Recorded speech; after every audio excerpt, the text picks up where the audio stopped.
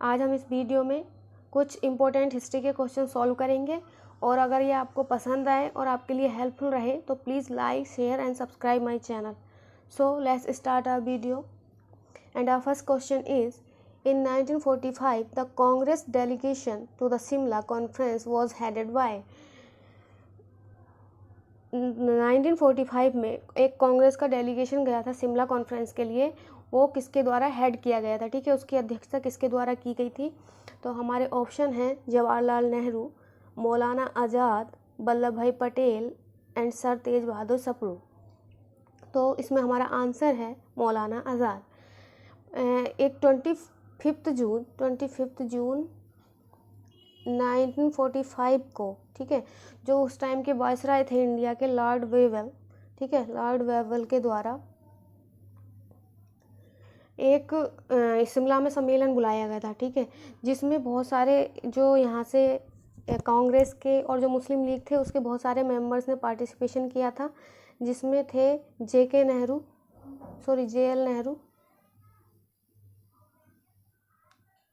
L Nehru और वल्लभ भाई Patel,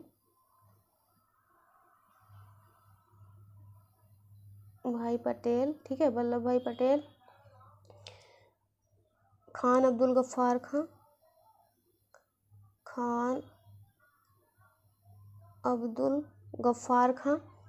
and Abul Kalam Azad, ठीक है, अब्दुल कलाम आज़ाद और तारा सिंह और इस्माइल खां, ठीक है, ये सारे जो थे उस टाइम मेंबर थे.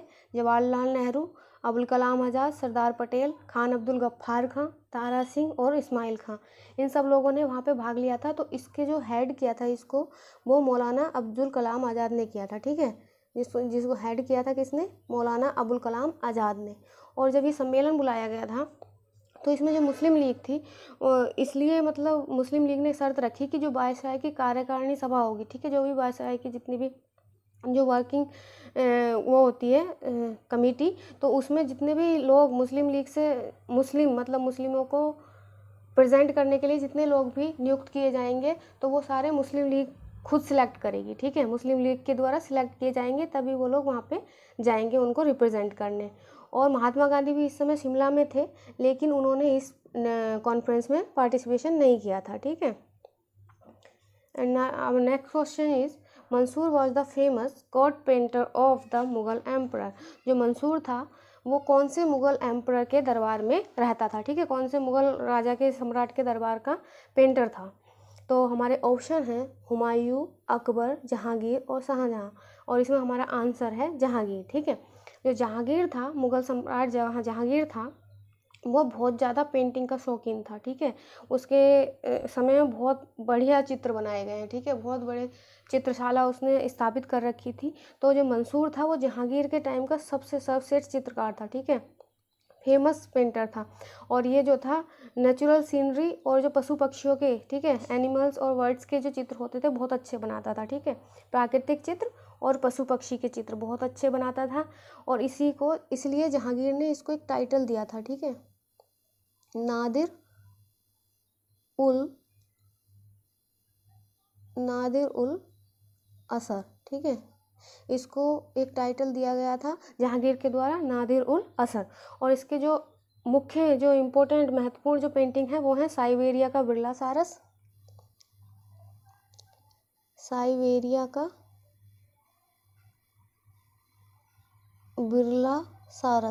ठीक है, और बंगाल का अनोखा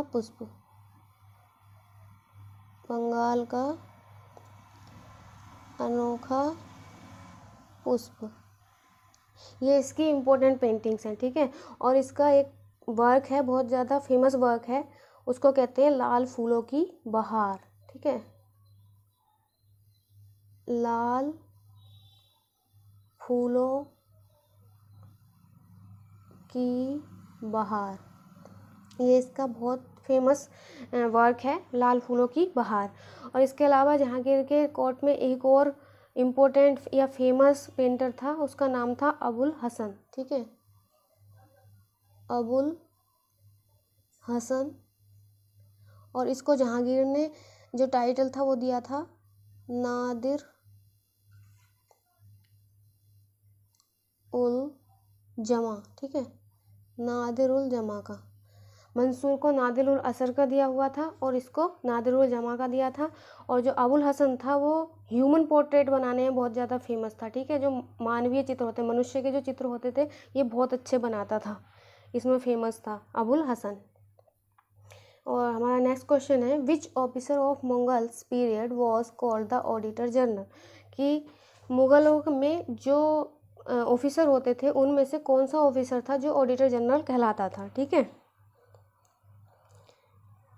तो हमारे ऑप्शन है मुशरिफ ए मुमालिक, मीर ए सामा, बकीर ए मुतलक और ये मुस्तफ़ी ए मुमालिक।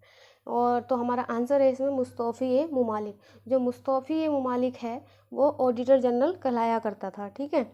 और जो मुशरिफ ए मुमालिक है इसको मुख्य लेखा अधिकारी बोलते थे, ठीक है, ये लेखा अधिकारी था। मुशरिफ ए मुमालिक मुख्य लेखा अधिकारी,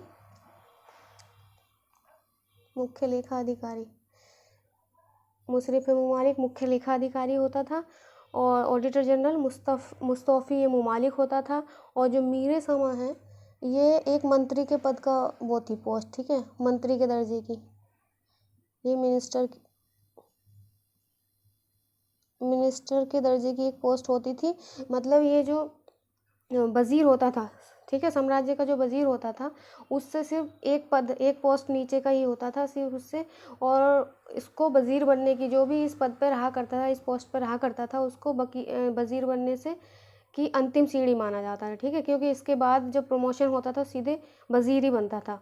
और जो वकील मुतलक है, जो वकील मुतलक को प्राइम मिनिस्टर कहते थे, ठीक है, प्राइम मिनिस्टर जो था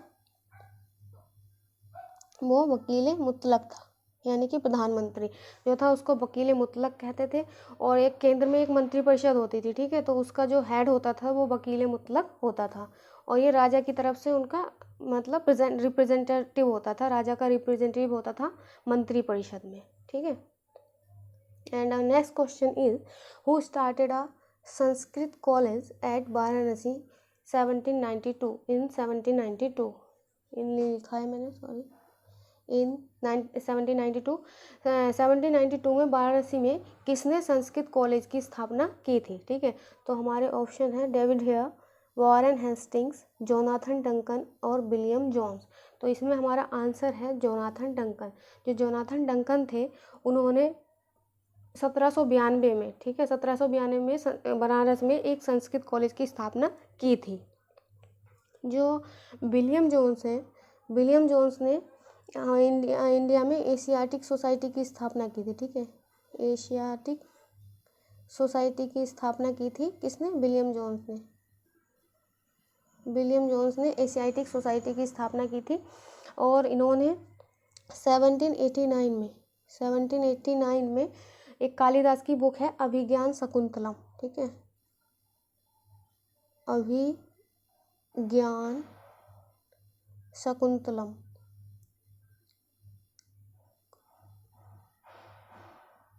अभिज्ञान शकुंतलम, इसका इंग्लिश में ट्रांसलेशन किया था, ठीक है, 1789 में। जो विलियम जोन्स थे उन्होंने 1789 में अभिज्ञान शकुंतलम का इंग्लिश में ट्रांसलेशन किया था, जो कि कालिदास की बुक है, ठीक है। और 1792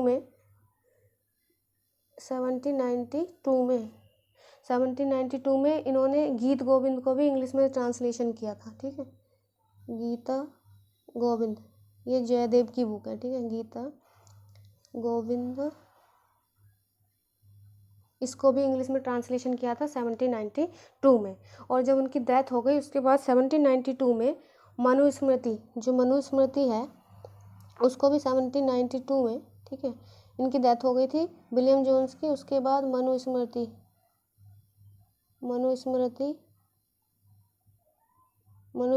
को भी ट्रांसलेशन किया गया था, किस नाम से, Banaras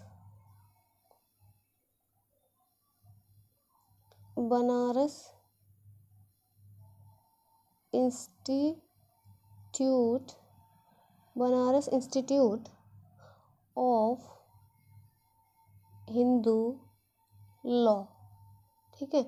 Banaras institute of Hindu law में मनुस्मृति का ट्रांसलेशन किया गया था 1792 में।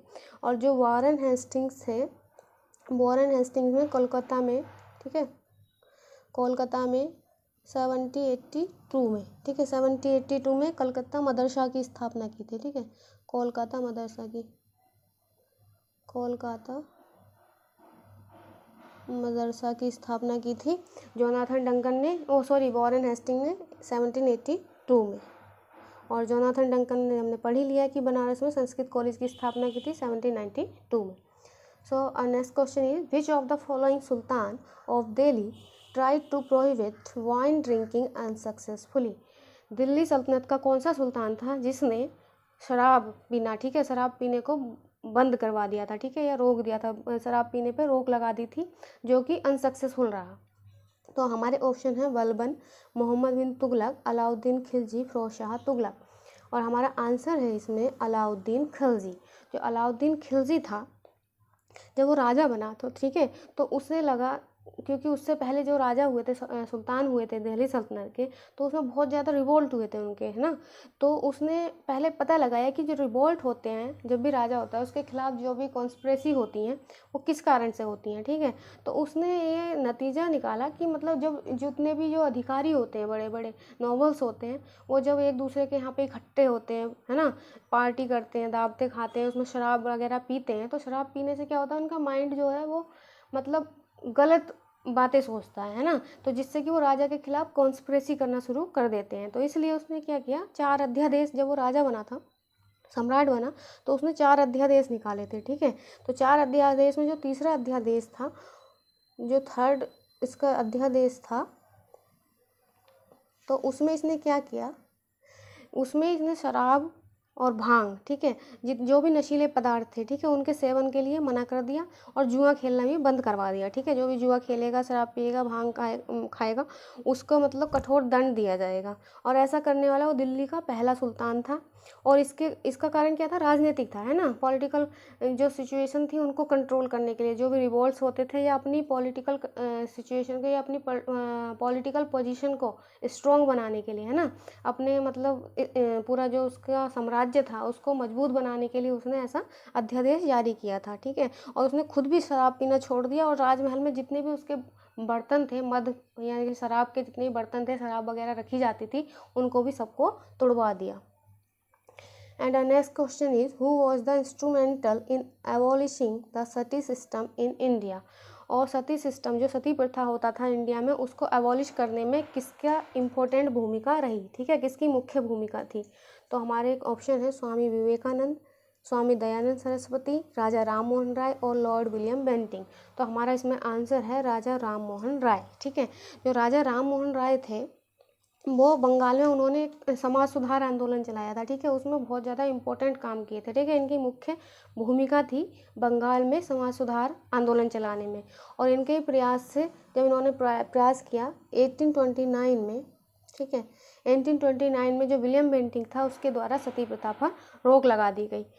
और इन्हें जो अकबर सेकंड था, मुग़ल राजा, ठीक है, मुग़ल एम्परर था अकबर सेकंड,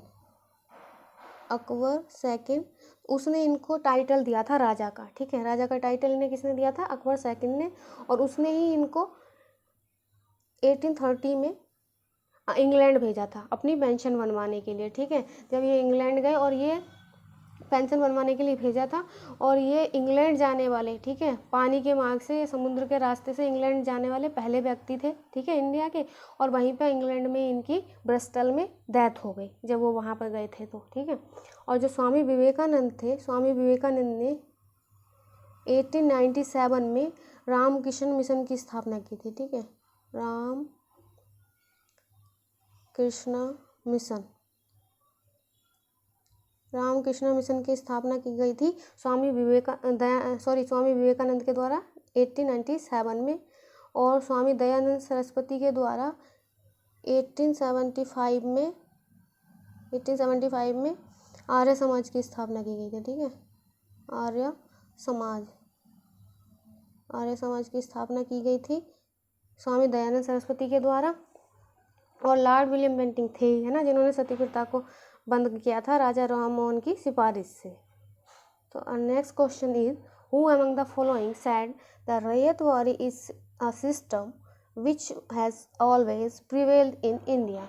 किसने कहा था कि जो रैयतवाड़ी सिस्टम है वो इंडिया में हमेशा से रहा है। ठीक है, तो हमारे ऑप्शन हैं जॉन सॉ, डफ, मुनरो और रीड। तो हमारा इसमें आंसर है मुनरो।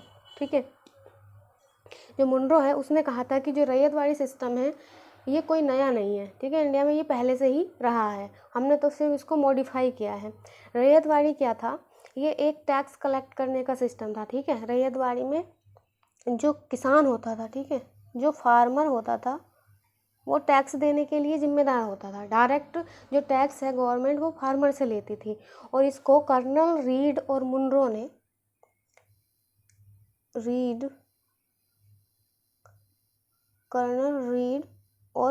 ने ठीक है, मुनरो ने सबसे पहले मद्रास के 12 महल में शुरू किया था। मद्रास के 12 महल ज़िले में शुरू किया था। और उसके बाद ये पूरे मद्रास, उसके बाद ये पूरे कहाँ कहाँ जितनी प्रेसिडेंसी थी जो अंग्रेज़ों की उस टाइम, मद्रास, बम्बई, पूर्वी बंगाल,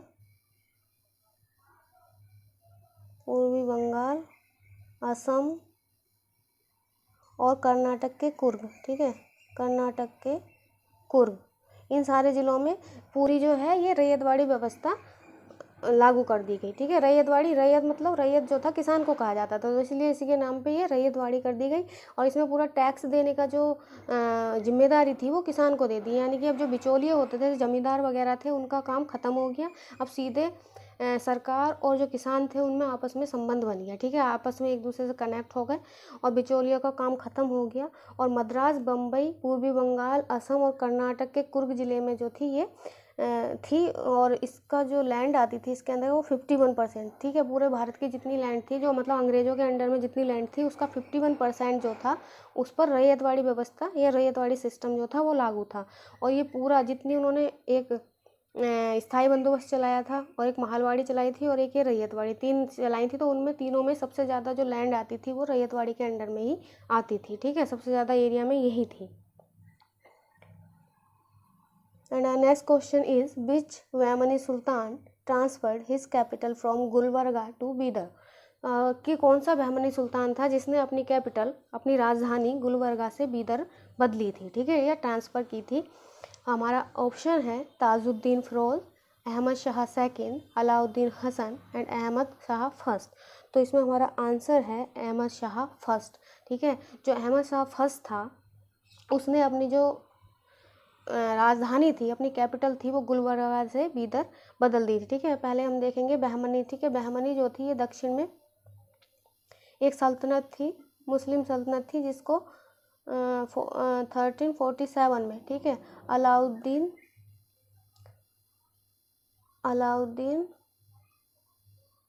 हसन बहमनी, ठीक है, अलाउद्दीन हसन बहमनी के द्वारा स्थापना की गई थी इसकी। ठीक है, बहमनी सल्तनत की दक्कन में 1347 में अलाउद्दीन हसन के द्वारा स्थापित की गई थी। तो इसी का एक राजा था जो अलाउद्दीन हसन था, इसने जो अपनी कैपिटल थी वो गुलबर्गा बनाई थी। ठीक है, लेकिन इसके बाद जो राजा बना अहमद शाह फर्स्ट ने इसकी जो कैपिटल थी वो गुलबर्गा से बीदर चेंज कर दी और इसने इसका नाम अपने बेटे के नाम पर मोहम्मदाबाद रखा। ठीक है, बीदर का नाम बदल दिया इसने और उसको मोहम्मदाबाद कर दिया। ठीक है, इसके बेटे का नाम मोहम्मद था तो उसके नाम पर इसने मोहम्मदाबाद उसका नाम कर दिया। और इसके जो एक चिश्ती संत थे गेसु दराज। ठीक है, गेसु दराज, उनसे बहुत अच्छे संबंध थे किसके, मोहम्मद अहमद शाह फर्स्ट के। ठीक है, गेसु दराज जो थे आए तो थे ताजुद्दीन फिरोज शाह के शासन में, आए थे दिल्ली से यहाँ पे दक्कन में। ठीक है, बहमनी में, लेकिन ये अहमद शाह फर्स्ट के दरबार में भी थे और इनसे इसके अच्छे संबंध थे। और इसके बाद हम देखते हैं ताजुद्दीन फिरोज शाह जो था ये बहुत ज़्यादा बुद्धिमान था। ठीक है, बहुत इंटेलेक्चुअल पर्सन था और इसे बहुत सारी लैंग्वेजेस आती थी। ठीक है, अलग अलग इसकी बहुत सारी पत्नियाँ थीं अलग अलग एरिया की, तो उनसे सबसे ये उन्हीं की भाषाओं में बात किया करता था। ठीक है, बहुत ज़्यादा भाषाओं का ज्ञान था और इसको आंसू कवि भी बोला जाता था। इसको ताजुद्दीन फिरोज को आशू का भी कहा जाता था। और ये तो हमने अभी पढ़ा ही था कि जो गेसु दराज थे वो ताजुद्दीन फिरोज के टाइम में ही दिल्ली से बहमनी आए थे, ठीक है। और इसने भीमा नदी के किनारे, ठीक है, भीमा रिवर के बैंक पे एक शहर बसाया था जिसको फिरोजाबाद कहते थे, ठीक है, फिरोजाबाद नाम से शहर बसाया। और इसने एक नक्षत्रशाला का भी निर्माण कराया था, ठीक है, नक्षत्रशाला का निर्माण करवाया था। और जो अहमद शाह सेकंड था, इसको अहमद शाह सेकंड के टाइम में क्या हुआ था, जो महमूद गवा था, ठीक है, महमूद गवा जो था, जो दक्कन में बहुत ज़्यादा फेमस है, उसका मंत्री था, वो उसका कार्यकाल अहमद शाह सेकंड के टाइम से शुरू होता है, ठीक है। और ये अहमद शाह फर्स्ट को इसको संत वली भी बोलते हैं, संत वली या इसको अहमद शाह वली। मतलब ये बहुत ज़्यादा धार्मिक था और बहुत ज़्यादा धार्मिक क्या मतलब बहुत ज़्यादा सेकुलर था, ठीक है, तो इसलिए इसे संत वली या अहमद शाह वली भी बोला जाता है। And our next question is first non aligned summit conference was held in 1968, यानी कि जो सबसे पहला जो सम्मेलन हुआ था, नॉन अलाइड सम्मेलन हुआ था 1961 में, वो कहाँ पे हेल्ड किया गया था, है नी। तो इसके हमारे ऑप्शन हैं वियना, कैरो, डरबन और बेलग्रेड। तो हमारा इसमें आंसर है बेलग्रेड, ठीक है। जुलाई 1956 में 3 नेता थे, भारत के प्राइम मिनिस्टर JL नेहरू, ठीक है, JL नेहरू, और मिस्र के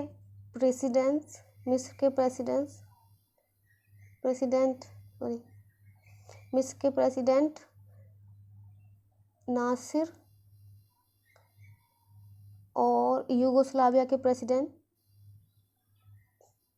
टीटो। ये तीनों भारत के प्राइम मिनिस्टर जवाहरलाल नेहरू और मिस्र के प्रेसिडेंट नासिर और यूगोस्लाविया के प्रेसिडेंट टीटो, तीनों ने मिलकर एक त्रिपक्षीय यानी कि 3 लोगों ने मिलकर एक समझौता किया था, ठीक है, एक एग्रीमेंट किया कि हम एक गुटनिरपेक्ष आंदोलन का मतलब एक गुटनिरपेक्ष देशों का एक समूह बनाएंगे, ठीक है। यानी कि गुटनिरपेक्ष का मतलब किसी भी गुट में ना हो, क्योंकि जो सेकंड वर्ल्ड वार हुआ या फर्स्ट वर्ल्ड वॉर हुआ था तो उसमें मतलब देखा था हमने कि जो सारी शक्तियाँ थी वो 2 गुट में डिवाइड हो गई थी, है ना, 2 पार्टीज़ में। तो इसलिए इन्होंने देखा कि भाई इससे बहुत ज़्यादा नुकसान हुआ फालतू में, हमारे इंडिया को तो बिना मतलब ही ब्रिटेन की तरफ से शामिल होना पड़ा था और उसमें हमें कोई बेनिफिट भी नहीं हुआ था, है ना। तो इसलिए हम लोगों ने, इन तीनों लोगों ने मिलकर एक गुटनिरपेक्ष आंदोलन या गुटनिरपेक्ष समूह बनाने की कोशिश की कि हम अगर आगे फ्यूचर में कोई भी वॉर होता है या कुछ भी होता है तो हम उसमें बिल्कुल स्थिर रहेंगे, है नहीं, किसी का भी साइड नहीं देंगे। तो ये 1961 में इसकी पहली जो समिट हुई थी वो 1961 में हुई, ठीक है, और ये हुई थी बेलग्रेड में, ठीक है। 1961 में पहली समिट हुई और बेलग्रेड में हुई और इसका जो शुभारंभ था, ठीक है, वो नेहरू ने किया था। और जो इसके अध्यक्ष थे सबसे पहले वो टीटो थे, ठीक है, टीटो यानी कि यूगोस्लाविया के जो प्रेसिडेंट थे उन्होंने इसकी अध्यक्षता की थी सबसे पहले। और इसके फर्स्ट सम्मेलन में 25 देश जो थे, 25 कंट्री थे, उन्होंने भाग लिया था, ठीक है। और इसका जो दूसरा सम्मेलन था वो काहिरा में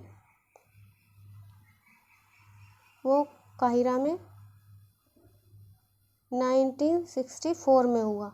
और इसकी अध्यक्षता किसने की थी, नासिर ने, जो मिस्र के प्रेसिडेंट थे नासिर, उन्होंने इसकी सेकंड जो सम्मेलन हुआ, समिट हुई, उसका अध्यक्षता की, ठीक है। And the next question is which Sultan of Delhi face the maximum number of Mongol invasion. Delhi सल्तनत का कौन सा ऐसा सुल्तान था जिसने सबसे ज़्यादा मंगोल्स इन्वेजन का सामना किया, यानी कि मंगोल्स के आक्रमण का, ठीक है, सामना किया। एंड हमारे ऑप्शन हैं इल्तुतमिश, बलबन, अलाउद्दीन खलजी और मोहम्मद बिन तुगलक। तो इसमें हमारा आंसर है अलाउद्दीन खलजी।